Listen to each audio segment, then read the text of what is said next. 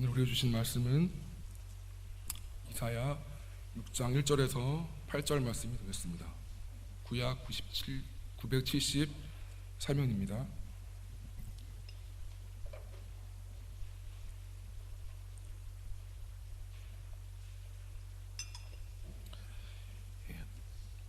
여러분과 제가 교독하신 후 마지막 구절을 합독하시겠습니다.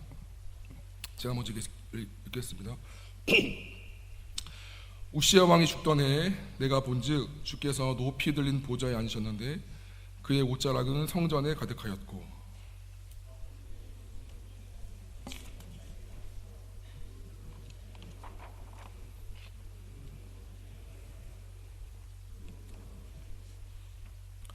서로 불러 이르되 거룩하다 거룩하다 거룩하다 만군의 여호와여 그의 영광이 온 땅에 충만하도다 하더라.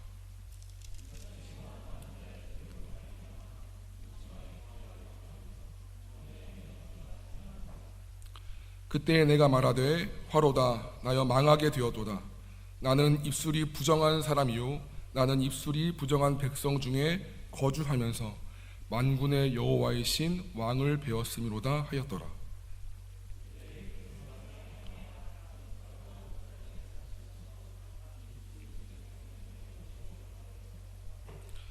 그것을 내 입술을 대며 이르되 보라 이것이 내 입에 닿았으니 내 악이 제하여졌고 내 죄가 사하여졌느니라 하더라. 다 같이요. 내가 또 주의 목소리를 들으니 주께서 이르시되 내가 누구를 보내며 누가 우리를 위하여 갈고 하시니 그때 내가 이르되 내가 여기 있나이다 나를 보내소서 하였더니 아멘. 나를 휘저어 주소서라는 제목으로 오늘 하나님 말씀 증거하도록 하겠습니다. 여기 강단에 보시면 초가 5개가 보이시지요? 이 중에 지금 3개가 초가 켜져 있습니다. 이것이 어떤 의미인지 잘 아실 거라고 생각이 됩니다. 보라색 4개의 초는 대림절 4주를 의미하는 것이고 가운데 흰색 초는 그리스도의 이 땅에 오심 성탄절을 의미하는 흰색 초인 것을 아마 다 아실 거라고 생각합니다. 오늘 대림절 3번째 주로서 3개의 초가 지금 켜져 있습니다. 다음 주 한 주 마지막으로 대림절을 지내고 마지막 초가 켜진 후에 그 다음 주가 되면 이제 성탄절 마지막 흰색 초가 켜지게 되겠지요. 이 대림절 기간에 대부분의 교회들은 기쁨의 성탄을 준비하기 위하여서 부서마다 또 이렇게 교구마다 이런저런 행사를 준비하느라 참 많이 바쁜 가운데 있는 것 같습니다. 또 교회 밖에서는 이제 조금씩 캐롤이 울려 퍼지고 또 성탄 트리가 점화되기도 하고 또 TV에서는 그 성탄과 크리스마스와 접목한 광고가 나오면서 조금씩 크리스마스 분위기, 성탄의 분위기가 이렇게 고조되는 것 같습니다. 교회 안에서나 밖에서나 성탄절 전에 이 한 달 정도의 시간을 보면 그냥 이렇게 성탄 분위기를 끌어올리는 정도의 시간이다라고 하는 것만 같습니다. 이렇게 성탄 느낌, 성탄 어떤 분위기를 이렇게 막 몰아가다가 25일 날 짠 하고 성탄절 이렇게 크리스마스 이렇게 하는 것 같은 느낌이 좀 드는데요. 그러나 대림절이 만약 그런 정도의 의미라면 그리고 이렇게 성탄의 어떤 작은 설레임이나 기대감들을 이렇게 좀 모으기 위한 시간이라면 그런 정도의 의미라면 전통적으로 교회는 성탄절 이전에 굳이 대림절이라는 그것도 4주간의 긴 시간을 마련하여서 대림절로서 교회력의 한 부분으로서 이 대림절을 지키고 있는 이유가 무엇일까요? 무언가 좀 더 그 깊은 뜻이 그 안에 있지 않을까라는 생각을 해보게 됩니다. 저는 금주와 차주 거쳐서 대림절의 의미를 살펴보고자 하는데 주께서 이 시간들을 통해서 우리가 어떤 마음으로 이 대림절의 기간을 보내야 할지 말씀하여 주시기를 소원합니다. 대림은 기다린다는 뜻입니다. 누구를요? 무엇을요? 메시아의 신 그리스도를 기다린다는 의미고 그리스도를 기다리는 기간으로서 대림입니다. 이와 같은 의미를 잘 드러낸 성경 66권 중에 한 권을 들자면 이사야서를 들 수 있습니다. 왜냐하면 이사야서에는 인류의 죄악과 심판, 그리고 메시아 도래의 예언, 그 후에 이제 이스라엘의 회복과 나아가 만물의 회복을 이렇게 예언한 것들이 많이 나와 있기 때문입니다. 그렇다면 우리는 이와 같이 질문해 볼 수 있습니다. 이사야서에서 메시아 도래에 대한 예언이 많이 나와 있는데, 그렇다면 이사야가 하나님의 메시지를 선포할 당시 이스라엘의 상황과 그 당시 백성들의 상태는 어떠하였는가? 그리고 이러한 시대적 상황 속에서 하나님은 왜 이사야를 통해서 그토록 많은 메시아 예언을 하게 했는가? 하나님께서 이 메시지를 듣는 이스라엘 백성에게 원하셨던, 그들이 그 메시지를 듣고 행하기를 원했던 그런 반응은 무엇이었는가?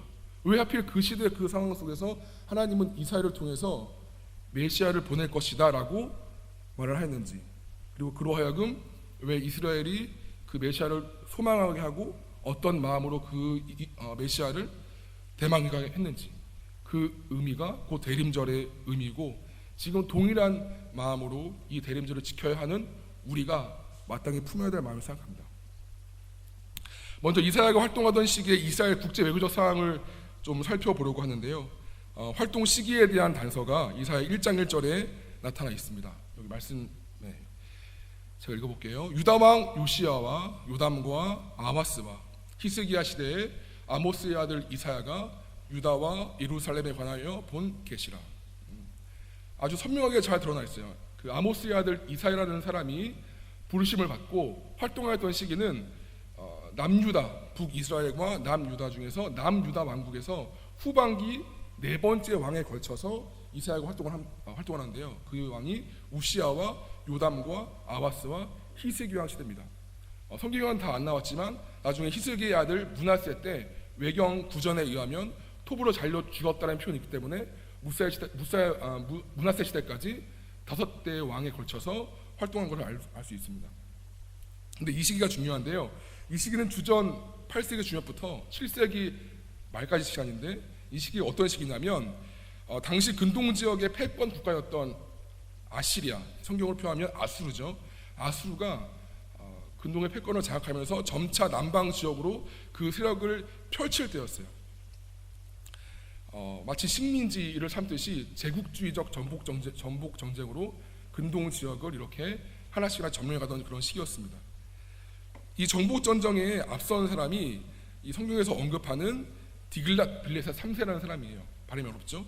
디글랏 빌레셋 3세라는 그 사람이 되겠습니다. 우리나라로 하여금 우리나라는 비교하자면 고구려의 그 광개토 대왕, 큰 어떤 업적을 이룬 그런 왕이었어요.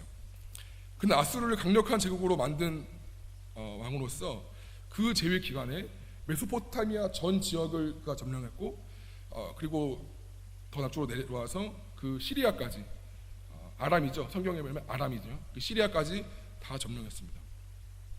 그리고 그의 아들 사르곤 2세 때 드디어 북이스라엘까지 내려옵니다.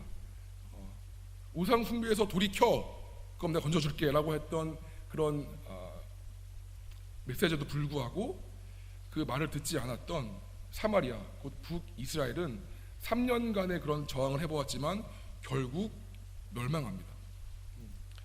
이 모습을 본 남유다 그리고 히스기야 왕은 되게 두려운 거죠. 그래서 애굽, 이집트와 동맹해서 그 아수르의 남하 정책을 저지하려고 합니다. 그러나 사르곤 2세의 아들 사네립, 많이 들어보셨죠? 이사야에서 보면 나오는 이름인데요. 산헤립이라는 왕은 남유다 북쪽에, 남유다가 있으면 이 북쪽에 시돈과 두로를 격파했고요.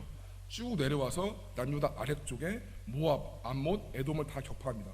그다음에 서쪽으로 가서 그 에스글론과 그리고 에글론이라는 지역도 다 격파합니다. 한마디로 말하면 남유다를 가운데 두고 다 둘러쳐서 이 산헤립이 정복해버린 거예요. 아무도 주위에서 도움을 요청할 수 없는 그렇게 딱 고립된 상태에서 산헤립이 히스기야에게 예루살렘을 정복하기 위해서 나아갑니다. 산헤립은 히스기야에게 매년 바쳐야 할 조공 외에 엄청난 전쟁 배상금을 지불하도록 강요하며 항복을 종용하지요. 이때 히스기야는 지체 없이 산헤립의 요구에 굴복함으로써 성이 함락되는 것만큼은 피합니다. 말씀을 잠깐 볼까요? 열왕기상인데요. 제가 읽어볼게요. 히스기 왕 제14년에 아수르의 왕 사네립이 올라와서 유다 모든 견고한 성읍들을 쳐서 점령하며 유다의 왕 히스기야가 라기스로 사람을 보내어 아수르 왕에게 이르되 이제 뭐 어떻게 할 수 없는 거야. 내가 범죄했습니다. 나를 떠나 돌아가소서. 왕이 내게 지우시는 것을 내가 당하리다 하였나이다. 그러니까 어떻게 버틸 수가 없는 거예요. 남유다가 이미 다 무원고립이 되었고, 그렇게 아수르의 사네립이 어마어마한 배상금을 이렇게 조공과 배상금을 요구했지만 어떻게 뭐 정 한번 해보지 못하고 다 준 거예요. 그 후에 아수르 왕이 곧 은 300달란트와 금 30달란트를 정하여 유다 왕 히스기야에게 내게 한지라. 히스기야가 이에 여호와의 성전과 왕궁 곳간에 있는 은을 다 주었고, 또 그때 유다 왕 히스기야가 여호와의 성전 문의 금과 자기가 모든 기둥에 입힌 금을 벗겨 모두 아수르 왕에게 주었더라. 되게 비참하지요. 온갖 나라의 은은 다 걷어가지고 준 거예요. 심지어 솔로몬 왕 때 그렇게 아름답게 지었던 여호와의 성전 문에 있는 금까지 긁어서 다 주게 됩니다. 예루살렘의 그런 그 패망만을 막기 위해서 다 줬다는 거예요. 급박해진 히스기야 그리고 위태로운 상황 속에서 이 풍전등화 같은 상황 속에서 하나님께서는 이스라엘을 통해서 하나님의 메시지를 선포하게 하신 거예요. 이미 북이스라엘은 멸망해 버렸고 남유다도 곧 멸망이 다가올 수밖에 없는 그런 위험한 상황 속에서 하나님 그때 굳이 이스라엘을 불러주셔서 이스라엘을 세우셔서 하나님의 메시지를 선포하게 하신 거예요. 그 시대 상황 속에서, 다른 때가 아니라. 그런데 이사야 전체의 서론이라고 할 수 있는 이사야서 1장을 보면 그 의미가 심상치가 않습니다. 상황이 상황인 만큼 하나님께서 이스라엘 백성들에게 무엇인가 어떤 소망, 내가 너희를 건져줄게, 도와줄게, 어떤 위로의 말씀이라기보다도 되게 의미심장한 말로 이사야서 1장 2절은 시작합니다. 하늘이여 들으라, 땅이여 귀를 기울여라. 여호와께서 말씀하시기를 내가 자식을 양육하였거늘 그들이 나를 거역하여도다. 소는 그 임자를 알고 나귀는 그 주인의 구유를 알건만은 이스라엘은 알지 못하고 나의 백성은 깨닫지 못하는도다 하셨도다. 네, 여기까지입니다. 이와 같이 이스라엘은 서두부터 여호와의 책망을 들어요. 이는 이사야서를 이해하기 위해서 앞에서 언급한 국제 정세 외에도 중요한 부분이 있는 거예요. 이들에게는 큰 종교적인 문제가 있었는데 그 중심이 무엇이었냐면 죽은 예배라는 거예요. 죽은 예배. 한때 새로워진 삶의 원천이었던 이스라엘의 예배는 어느새 죽은 의식으로 전락해 버렸습니다. 이사야는 당시 형편을 이렇게 고발합니다. 이사야서 1장 11절입니다. 여호와께서 말씀하시되 너희의 무수한 재물이 내게 뭐가 유익하냐. 나는 수양의 번제와 살진 짐승의 기름에 배불렀고 나는 수송아지나 어린 양이나 수염소의 피를 기뻐하지 아니하노라. 너희가 내 앞에 보이러 오니 이것을 누가 너희에게 요구하느냐. 내 마당만 밟을 뿐이니라. 헛된 재물을 다시 가져오지 말라. 분양은 내가 가증히 여기는 바요 월삭과 안식일과 대회로 모이는 것도 그러하니 성애와 아울러 악을 행하는 것을 내가 견디지 못하겠노라. 되게 여호와께서 세게 말씀하세요. 사실 당시의 북이스라엘과 남유다는 되게 부유한 상태였어요. 왜냐하면 북이스라엘 때 여로보암 2세라는 분이 있었는데 그 왕이 약 40년간 가장 긴 재기한 때 통치함으로써 강력한 그런 부유함을 이루었고, 또 우시야 때, 아까 4대 왕 중에 처음에 우시야 왕 때에도 남유다에서 봤을 때는 가장 유능한 왕인 중에 한 명이었어요. 그 두 왕 시대를 거치면서 이 남유다와 북이스라엘은 굉장히 많이 부유해졌어요. 근데 오히려 그 부유함들이, 그 경제적 부유함들이 이들로 하여금 교만하게 만들었고 하나님을 떠나서 예배는 있으되 교회는 있으되 하나님을 떠나게 했던 중요한 이유가 되었던 것입니다. 당시 이스라엘의 마음이 하나님으로부터 얼마나 멀어져 있는가 하는 것은 그들의 삶 속에 가난하고 억압당하는 자들에게 그들이 얼마나 자비를 베풀지 못하였는가에 의해서 증명되었습니다. 그래서 이사야는 당시 이스라엘의 불의를 책망한 것이죠. 말씀 보여주세요. 이사야 1장 16절 17절 하나님 말씀하시는 거예요. 너희는 스스로 씻으며 스스로 깨끗하게 하여 내 목전에서 너희 악한 행실을 버리며 행악을 그치고 선행을 배우며 정의를 구하며 학대받는 자를 도와주며 고아를 위하여 실현하며 과부를 위하여 변호하라 하셨느니라. 이 두 말씀 무슨 말씀이에요? 습관적인 예배에 그만두라는 거예요. 나를 찾고자 하는 마음도 없이, 나를 만나고자 하는 마음도 없이 그냥 성전 마당만 밟고 가는 것 이제 그만하는 거예요. 내가 싫다는 거예요. 누가? 하나님이 싫다는 거예요. 그거 이제 교회에서 막 부흥성회한다 그래요. 집회한다 그래요. 근데 집회로 모이고 성회로 모이는데 세상에 가서는 동일하게 악을 행하고 동일하게 삶의 변화가 없는 그 짓을 그만해라. 내가 견딜 수가 없다는 거예요. 성에 와서는, 예배에 와서는 하나님을 찾고 구하고 한 것 같은데 정작 삶에서는 네 주위의 사회적 약자를 돌아보지 못하고 이기적인 마음과 밥 먹듯 죄를 짓는 그것들에 대해서 내가 견딜 수 없노라 지금 말씀하시는 거예요. 대신에 너의 죄악을 스스로 회개하고 정결하게 하고 너의 주위에 있는 약자들을 돌보아서 그 길에서 돌이켜라 지금 말씀하시는 것입니다. 하나님의 임재를 경험하고 하나님을 만나는 진정한 예배를 통해 이제는 삶에서 예배를 회복하도록 촉구하시는 것입니다. 주님이 지겨우시대요. 주님이 견딜 수가 없대요. 뭐요? 우리의 신앙이라는 것의 모습과 우리의 삶의 모습을 견딜 수가 없대요. 이제 그만해. 모든 성에 그만해. 그 많은 피, 재물 이제 다 싫어 라고 지금 말씀하시는 거예요. 이사야 7장 말씀이 있는데요. 한번 보여주시겠어요? 그러므로 주께서 친히 징조를 너희에게 주실 것이라. 보라, 처녀가 잉태하여 아들을 낳을 것이요 그의 이름을 임마누엘이라 하리라. 한 구절 더 보여주세요. 보라, 내가 새하늘과 새 땅을 창조하나니 이전 것은 기억되거나 마음에 생각나지 아니할 것이라. 너희는 내가 창조하는 것으로 말미암아 영원히 기뻐하며 즐거워할지니라.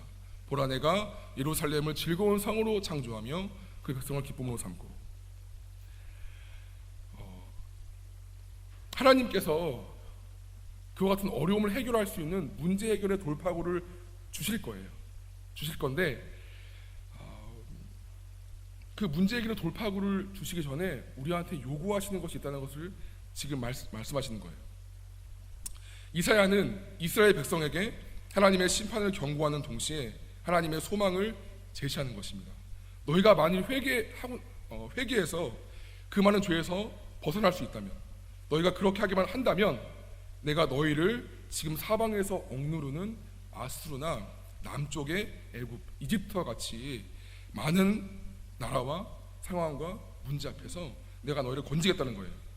그리고 너희가 상상할 수 있는 것보다 더 위대한 나라를 세울 구원할 만한 나는 구원자를 보낼 건데, 구원자를 보냈을 때 회복될 이스라엘을 바라보고 더 나아가서 궁극적으로 완성될 하나님 나라를 바라보며 소망을 가지라는 것입니다. 이것이 이사야를 통해서 하나님 우리에게 말씀하시는 거예요. 아수르나 여러 가지 많은 어려움들이 이스라엘을 압박했어요.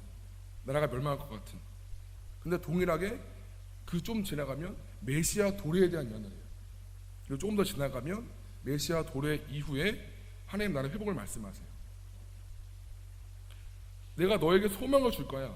내가 너를 건질 거야. 내가 너를 구원할 거야. 근데 그 전에 할 것이 있어. 지금 그 말씀하시는 거예요. 약 2800년 전에 하나님께서 이스라엘을 통해 메시아를 약속하시면서 이스라엘로 하여금 모든 것을 회복시킬 메시아를 이렇게 소망하게 하셨지요. 근데 메시아 도래 이전에 진정한 회개를 먼저 말씀하시는 거예요. 그리스도를 내가 보낼 건데, 더 큰 영광스러운 나라를 내가 너희한테 줄 건데, 그 전에 진정한 회개를 먼저 말씀하시는 거예요. 하나님의 특별하신 은혜 속에 이걸 한국교회 적용해 보면 6.25 이후에 약 70년의 시간 동안 폭발적인 부흥을 했죠. 전 세계 유례가 없습니다. 예전에 70년대, 80년대 어르신들은 많이 아시겠지만 여의도 집회 보면 뭐 수백 명이 모여요. 뭐 진짜 어마어마합니다. 그때 그 폭발적인 은혜를 주셨고 그 지금까지 내려오고 있는 것이죠. 근데 요즘은 어떻습니까? 한국교회 위기란 말은 이제 더 이상 식상하죠. 하도만 들어가죠. 목회자의 타락, 예배의 본질의 상실과 이로 인한 영성의 하향 평준화, 썬데이 크리스찬과 가난한 성도의 증가, 다음 세대로의 신앙 단절과 주일학교의 붕괴. 여러분 아세요? 주일학교가 있는 교회가 우리 한국교회 내에서 5%예요. 우리 교회는 참 은혜 가운데 잘 활성화되었지만 100개의 교회 중에 5개의 교회만 주일학교가 있어요. 없어서 큰 교회로 다 보내는 실정이에요. 되게 심각합니다. 그리스도인의 예배와 삶의 괴리로 인해 교회는 세상의 지탄의 대상이 된 지 오래고 기독교의 복음은 조롱거리가 되었죠. 그럼 다 아시잖아요. 뭔가 이슈만 올리면 댓글 보세요. 개독교다, 목사다. 보기가 참 부끄럽고 화끈거립니다. 근데 그들의 그 비난에 어떨 땐 반발할 수가 없어요. 지금 우리의 모습이, 지금 우리 한국 사회의 모습, 한국 교회 그리고 나의 모습이 당시 이사야 시대의 이스라엘 백성의 모습과 비교했을 때 그렇게 별반 다르지 않다는 것입니다. 아주 악하게 느껴지는데요. 이 성경을 보면 이스라엘 백성이 강팍하고, 근데 조금 더 돌이켜 보면 나에 대해서 그렇게 다르지가 않아요. 이들의 모습과 나의 모습이 멸망당하기 전에 이들의 모습과 나의 모습이 그렇게 다르지 않다는 것입니다. 그러므로 지금 우리의 가장 요구되는 영적 행동이 있다면 그것은 단연코 진정한 예배의 회복과 이로 인하여 울려나오는 회개라고 단연코 말할 수 있습니다. 왜냐하면 예배 가운데 임재하시는 하나님 만날 때 우리는 우리 자신의 모습을 비로소 알게 되어지고 진정한 회개로 나갈 수 있기 때문입니다. 그리고 회개를 통한 회복의 역사를 맛보지 못하고 회복의 역사를 통하여 삶의 예배가 세워지지 않는다면 결국 우리가 드리는 이 모든 예배는 죽은 예배일 수밖에 없기 때문입니다. 우리가 오늘 본문 읽은 본문은 하나님께서 이사야를 부르시고 세워주시고 소명을 주시는 이사야의 소명장이라고 알려져 있는 이사야 6장이에요. 하나님께서 이사야를 부르시면서 이사야로 하여금 그 천상의 거룩한 예배를 맛보게 하십니다. 거룩하다 거룩하다 거룩하다 만군의 여호와여 그 영광이 온 땅에 충만하도다. 하나님이 하늘에서 이루어지는 그 거룩한 천사들이 6날개를 가지고 막 날면서 여호와를 찬미하는 그 아름다운 거룩한 천상의 예배를 이사야로 하여금 보게 하셨고 그 가운데 여호와의 영광이 성전에 충만한 하늘의 성전에 충만한 것들을 보게 하셨어요. 우리도 하나님 예배합니다. 똑같이 주님을 거룩하다 거룩하다 거룩하다 예배하잖아요. 지금도 예배했고 찬양했고 그 스랍들의 고백과 우리의 고백이 다르지가 않아요. 똑같이 고백하여 하나님 앞에 예배하지요. 하지만 불행히도 우리는 전에 이사야가 보았던 것을 보는 데는 실패합니다. 인생의 목표와 야망 그리고 매일 감당해야 할 책임들이 우리 생각의 중심을 점령하도록 내버려 두고 있기 때문에 우리는 전능하신 창조자 높이 들린 보좌에 앉으신 이를 이 앞에서 잠잠하며 그를 높이는 데는 실패하는 것입니다. 그러나 예배 속에 하나님의 영광을 보게 되고 생명이신 주님과 접촉하게 되면 동시에 자신의 죄된 모습이 보여지고 자신의 죄인됨을 고백하지 않을 수가 없습니다. 이사야서 6장 5장 8절을 제가 읽겠습니다. 그때 내가 말하되 화로다 나여 망하게 되었도다. 나는 입술이 부정한 사람이요 나는 입술이 부정한 백성 중에 거주하면서 만군의 여호와의 신 왕을 배웠음이로다 하였더라. 그때 그 스랍 중에 하나가 부젓가락으로 제단에서 집은 바 핀숯을 손에 가지고 내게로 날아와서 그것을 내 입술에 대며 이르되 보라 이것이 내 입에 닿았으니 내 악이 제하여졌고 내 죄가 사하여졌느니라 하라. 내가 또 주의 목소리를 들으니 누가 이르시되 내가 누구를 보내며 누가 우리를 위하여 갈고 하시니 그때에 내가 이르되 내가 여기 있나이다. 나를 보내소서 하였더라.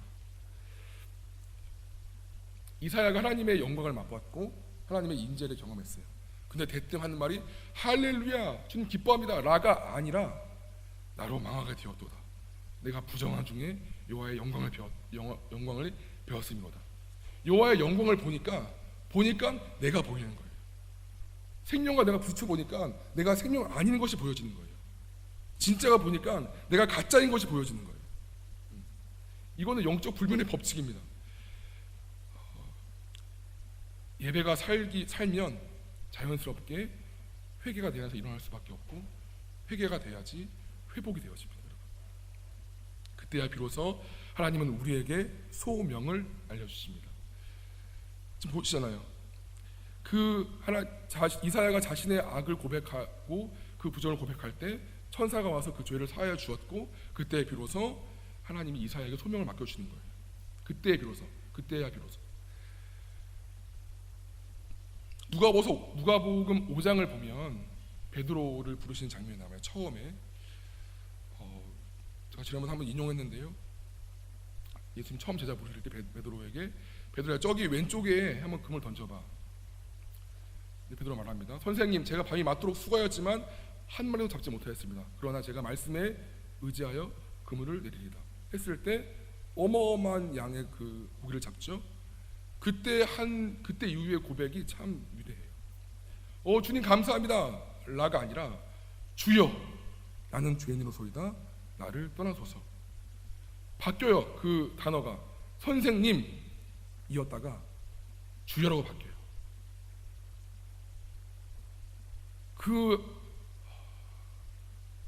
예수님의 그 역사를 통해서 예수님이 단지 선생님이라는 랍비라는 뜻에 국한된 분이 아니라 이분이 하나님이시구나, 이분이 진짜 생명이시구나 라고 경험하니까 나오는 고백이 주여 바뀌는 거죠.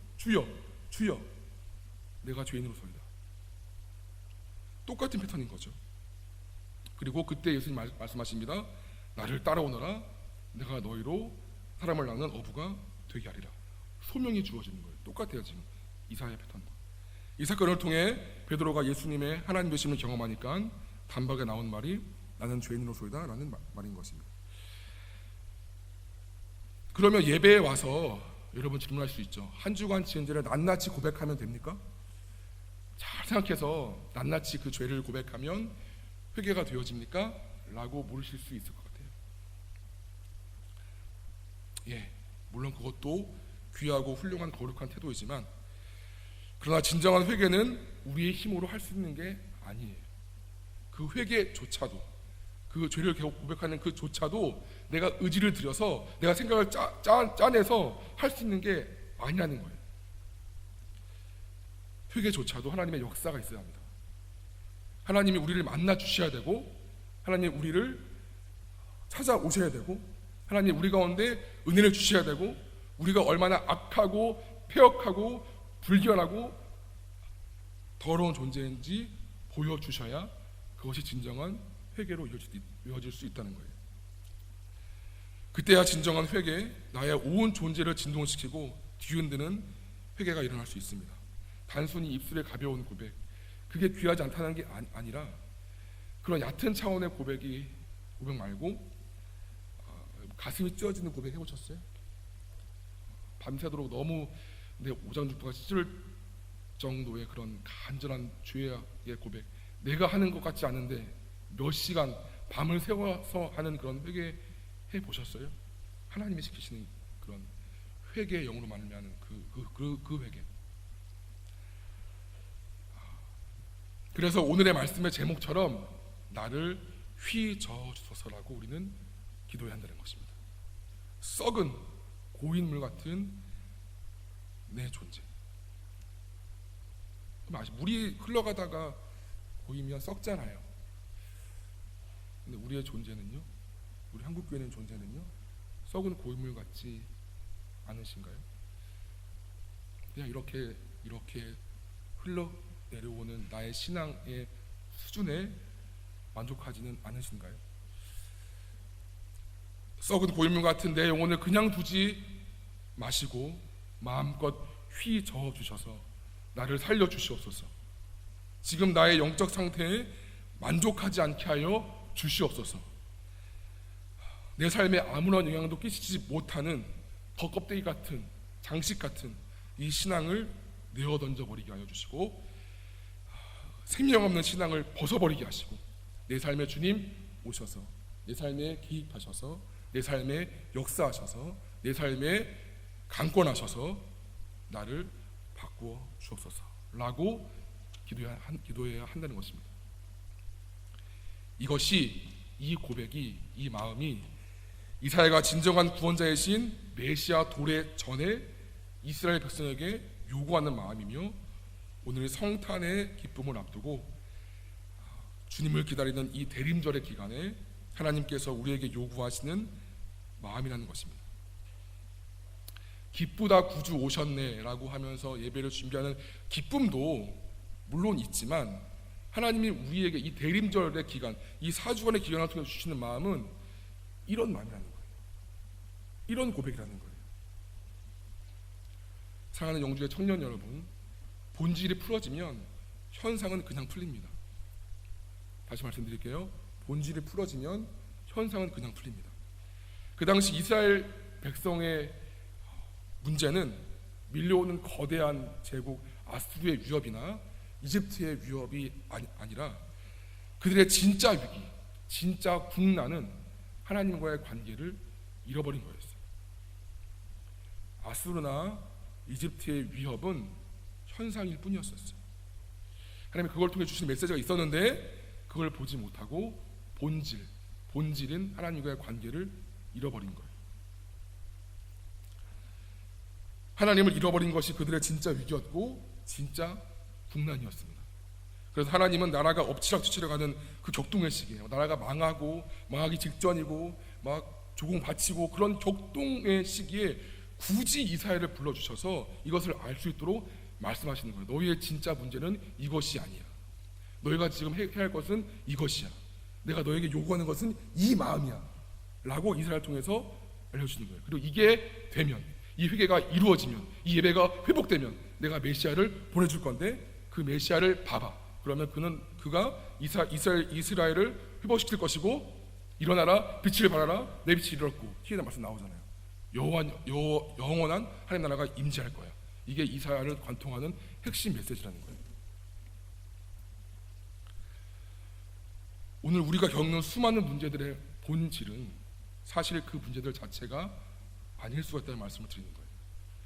그 문제들은 단지 현상일 뿐일 수 있고 중요한 본질은 나와 하나님과 나와 그리스도의 관계라는 거예요.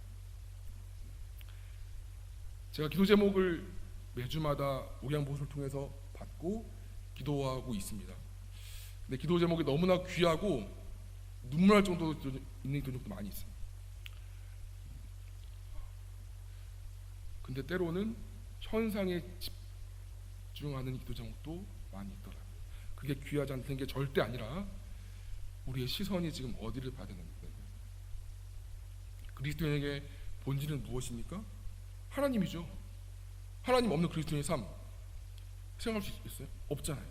하나님 빼면 그리스도인은 다 없는 거예요. 근데 다 없어도 하나님이 계시면 그리스도인은 다 있는 거예요. 우리는 어디에 집중하고 있고 어디에 우리의 시선을 두고 계시는지, 본질입니까? 현상입니까? 이사야서의 이스라엘 백성들은 그와 같은 경고의 메시지에도 불구하고 현상에 집중해서 결국은 망하였습니다. 물론 뒷부분에 회복이 나오지만 망했지요. 이 대림절의 기간은 대림, 왕을 맞이할 준비를 하는 거예요. 그냥 한 달간 그냥 이렇게 시간을 잘 보내다가 기쁘다 구주 오셨네가 아니라 왕을 맞을 준비를 하는 거예요. 그 준비가 뭐예요? 하나님, 나를 휘저어 주옵소서. 내 삶에 있는 악한 영적 습관들 끊어지게 해주옵소서. 알고 있지만 그냥 그렇게 흘러갔었던 것들 다 드러내 주시고 이 대림 왕을 맞이하기 전에 이 귀한 이 시간에 그것들을 끊은 상태에서 정결한 상태에서 하나님 만나게 하여 주옵소서. 이게 왕을 맞을 준비라는 거예요. 여러분 많이 바쁘시지요? 직장에서도 하셔도 공부도 하셔야 되고 또 교회면 또 부서일도 하셔야 되고 우리 얼마나 귀한지 몰라. 그냥 1인이 그냥 몇 억을 하는지 몰라요. 차양팀 했다가 임원했다가 교사했다가 그냥 아주 정신이 없습니다. 눈물 날 지경이에요. 그들 보고 있습니다. 그 헌신 안에 분명히 기억하시는데 분명히 보석 같은 헌신인데 그러나 우리의 마음은 우리의 중심은 이 대림절 기간에 이 마음이 한다는 것입니다. 벌써부터 좀 커플들은 이제 크리스마스 때 뭐 분위기 좋은 음식점 예약하고 저도 물론 그랬어요. 물론 제 아내와 연애할 때 그런 물론 분위기도 있지만 그러나 정작 하나님께서 우리에게 원하시는 이 기간에 이 대림절 기간에 원하시는 것이 무엇인지 다시 한번 돌아보기를 원해요. 여러분의 영적인 그 상태에 만족하지 않았으면 좋겠어요. 하나님이 기도하시는 가운데 알려주시는 그런 마음이 있다면 그 마음 붙잡고 기도하시고 수정해가는 시간이 됐으면 좋겠어요. 그냥 또 한 번의 성탄절을 맞이하는 또 한 번의 성탄 행사를 하는 그 예배가 아니라 남은 2주간의 시간은 하나의 모습이라도 조금 더 정결하게 조금 더 삶의 예배가 회복하는 조금 더 우리의 삶이 주님께서 보실 때 좀 아름다워지는 그 모습으로 바뀌어지면 좋겠어요. 근데 말씀드렸죠. 내일은 안 돼. 내가 그렇게 살아야지 그게 잘 안 돼요, 여러분. 저절로 안 돼요. 결국 또 넘어지고 또 자빠지더라고요. 하나님의 은혜가 필요해요. 그래서 제목이 제가 간청하는 거예요. 하나님 앞에 주소서. 이 은혜를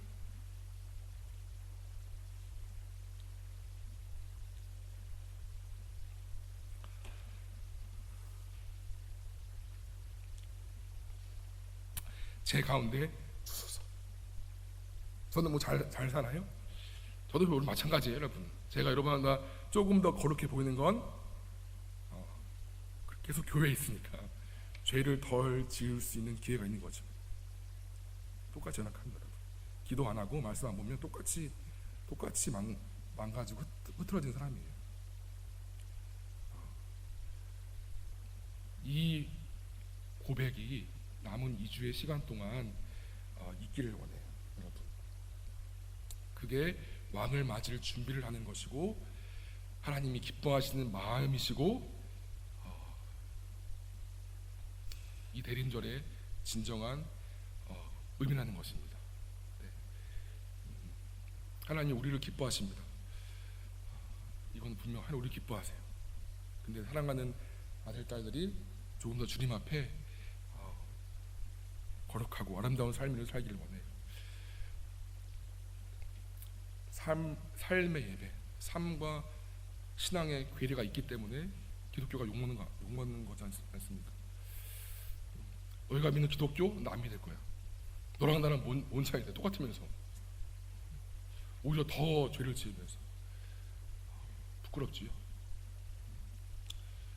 이 시간 이 말씀을 통해 여러분 각자 가운데 하나님 주신 메시지가 있다면 그 말씀을 붙들고 기도하는 한 주간이 되시기를 간절히 축원합니다.